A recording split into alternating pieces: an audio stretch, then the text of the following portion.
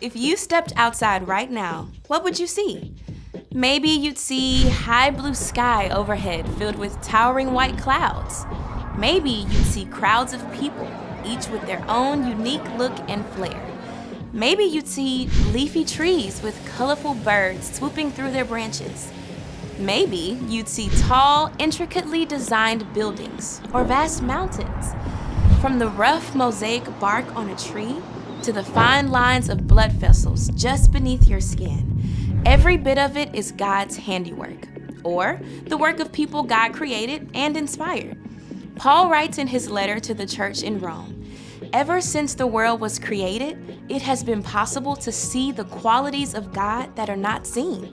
As you look at the world around you, it's impossible not to see the fingerprints of God, to see God's power, imagination, and faithfulness. Seeing what God has created and hearing stories about the wonderful things God has done can lead us to trust God more and more. And when you trust God, you're ready to make a move.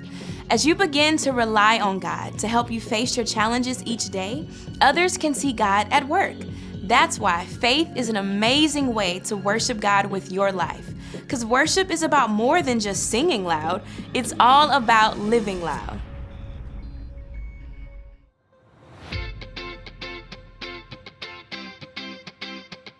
Get ready, get set, ready, set, move! You've been with me from the start. You're the one who knows my heart. You are there for me, Jesus. You are showing me the way, love and kindness every day. You are helping me, Jesus. So I'll follow you, here and there and everywhere.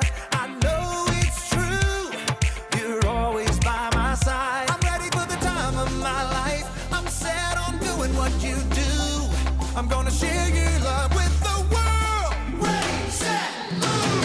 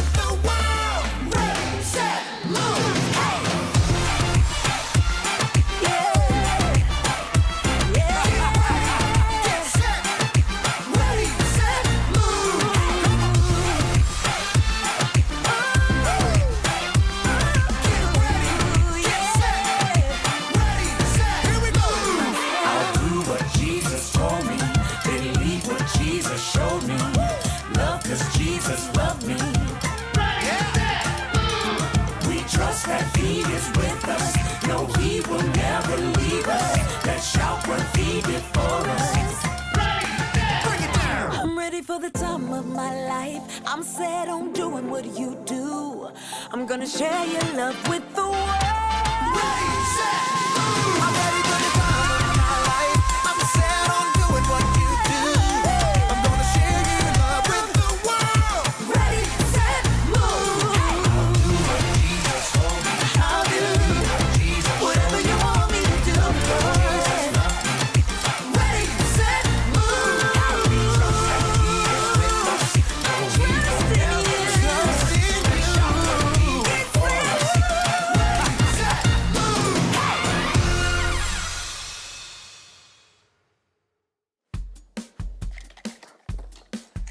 Hey everybody, welcome to the Story Lab. This week we're talking about faith while we take a look at the story of someone who had to lose his sight to see.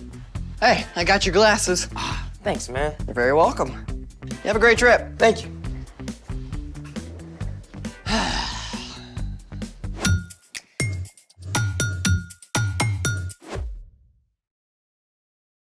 Hey, I'm Carter. And I'm Zeke. We're talking about faith. Which is trusting in what you can't see because of what you can see. Are you ready to move? Well, I want to see what's in the box. Me too. You mean you don't know? Not a clue. Wait, What? mysterious box? No label? It's a scary movie waiting to happen. You're right. Let's take precautions. Okay, you ready? On the count of 11. 1, 2, 3, 4, 5, 6, 7, 8, 9, 10. Zeke, 11.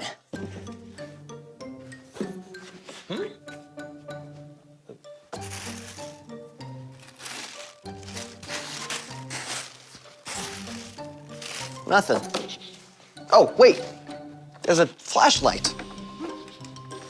And not a very good one. hold on. This isn't just any flashlight. It's a black light. Like what they use at crime scenes? Oh, it can be used for lots of stuff. Well, how does it work? A black light gives off ultraviolet light that is invisible to humans. Certain fluorescent substances absorb the ultraviolet light and re-emit it at a different wavelength, making the light visible and the material appear to glow. Cool. I wonder what we can see with this. You're wearing a white shirt. Watch this. Lights. Wow. Whoa. Dude, look at your shirt. That's awesome. Oh, your teeth looks ridiculous. It's like I'm radioactive. What else can we see? Whoa. Glowing fruit. That is totally awesome. Ripe bananas get fluorescent so that they can attract animals like fruit bats that don't see the normal range of light. Ah, God must have a wild imagination to come up with that. Hey, there's a note in there.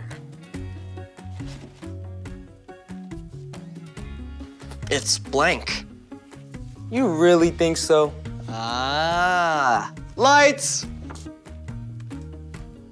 Find 6 letters around the lab and you will get a prize that's fab. So we're supposed to search the whole lab with the black light? Sounds like it. Well, what are we looking for?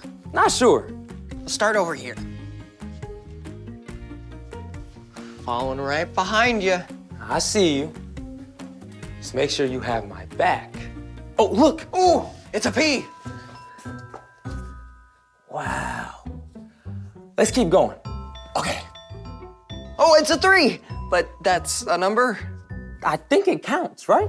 As numbers do. Let's keep going. Okay, so we have a P and a 3. Oh, look. Ooh. An L. The plot thickens. Yeah. I think we gotta find some more. Ooh, right behind you. We gotta find some more, Zeke. Oh, look. X marks the spot. Arg, matey. Okay, so we've got 3, P, L. X. Okay, 2 more. Right, that's 4. I'm kinda scared, Zeke. Don't be, I'm right here. Oh, here's an A. Scared me. Okay, 1 more. One more. What have we got so far? 3, P, L, X, A. 1 more. One more. Where is it? You find it. No, I couldn't. You haven't found one yet. Oh, okay. Is it on the ground? No. Is it on the ceiling? No. Ooh, you're moving too fast. Oh, sorry, where are you? Oh, there it is! Oh. Let's see. Okay, so that's 6. Right. What have we got? We're done. Okay. 3, P, L, A, X. C, That's all of them. 3. I said that. We're done. We're done. Finally. Lights. Okay, that was 6. What have we got? The 3 exact.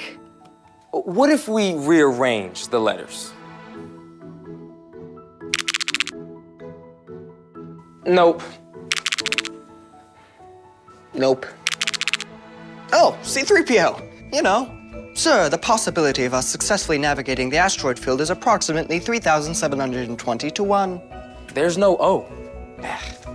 Wait, let's see what it looks like with the 3 and the X put together. Wait, I got it. Oh, God, clap 3 times. So we're supposed to clap 3 times? You can do the honors.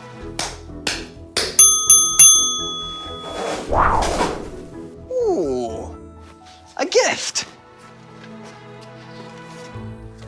What could be inside? I have no idea. Open it. No, you open it. No, you open it. No, I won't open it. Me neither. No, you. Okay. You ready? Yes.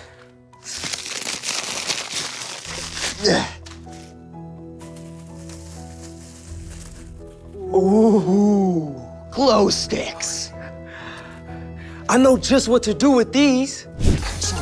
Yes. Oh.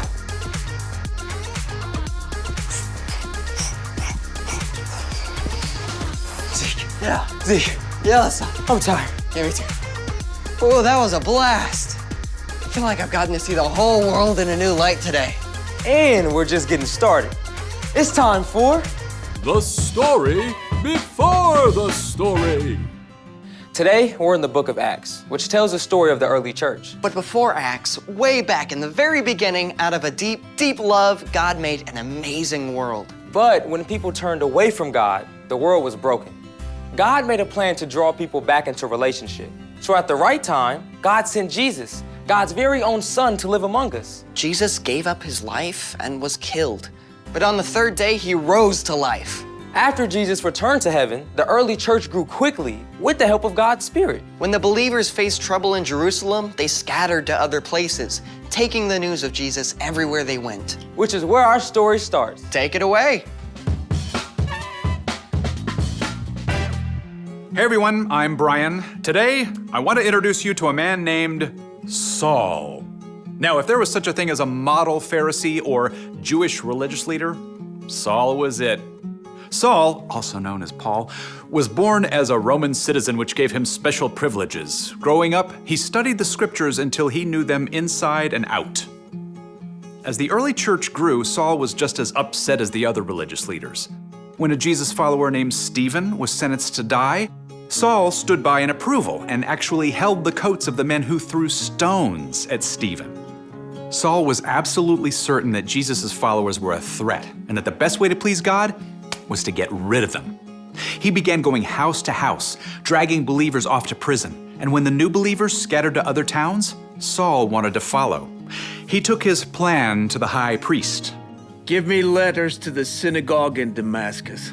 Then I can go and hunt down men and women who belong to the way of Jesus. We'll arrest them and bring them back here to Jerusalem. Fantastic idea. Consider it done. With the approval of the high priest, Saul gathered a group of men and supplies for the journey. Now, Damascus, which was the capital of Syria, is around 150 miles from Jerusalem, so that would have taken nearly 2 weeks to travel on foot. But Saul hated the followers of Jesus so much that he couldn't wait to get on with it.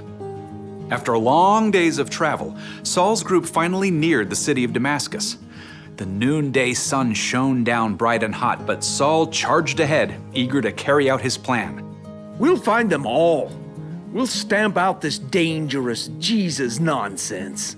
Then, something happened. Something that would change Saul's life in an instant. A brilliant light flared from heaven, so bright the sun seemed dim. A voice spoke from the light. Saul, Saul, why are you opposing me? Who are you, Lord? I am Jesus. I'm the one you are opposing. Okay, now imagine for a moment that you're Saul. You thought Jesus was just a troublemaker who was killed, dead and gone. Yet now he's alive, speaking to you from a blaze of light. It's like your whole world tips upside down in an instant.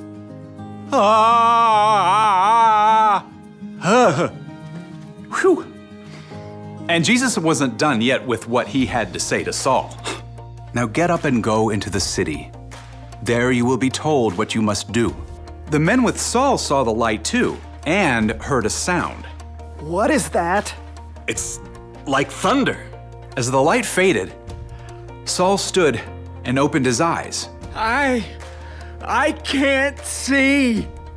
Saul had been in full command, yet now he was helpless. Men from the group led him to a home in Damascus, and for 3 days, still blind, Saul prayed to God. During this time, he didn't even eat or drink anything. And that's where we'll leave it for today. The end. Ooh, a cliffhanger. You're right, it's to be continued. You cannot just leave everyone hanging like this. Okay, spoiler alert, Saul's meeting with Jesus did change him. Later, Saul regained his sight, and instead of trying to wipe out Jesus' followers, Saul became one. So, what's our part in the story? Well, you probably won't hear Jesus ever speak to you from a brilliant light. Saul's perspective, his way of seeing the world, was changed in an instant. But as you begin to learn who Jesus is and choose to follow him, your vision too will start to shift. You'll start to see things in a new light. Like the stuff that happens to you. That's true. When you know Jesus, you discover that you are a child of God and that God loves you more than you can imagine. Everything that happens to you, even the hard stuff, becomes an opportunity to grow and become more like Jesus. Knowing Jesus can change how you see other people too. Yeah, it's like you get this supervision to look at your class bully or your annoying little cousin and see that they're made in God's image too. And they deserve your love and respect. Knowing Jesus means that you can pause at any moment in your day and ask Jesus to give you his perspective. The more you do, the more Jesus will show you ways to love God and love people in everything you do. Yep, I think you guys are seeing the light. See you next time. So, here's the thing. Knowing Jesus changes how you see things. Hey, do you think those glow sticks have any light left? And thanks for joining us in the Story Lab. See you next time.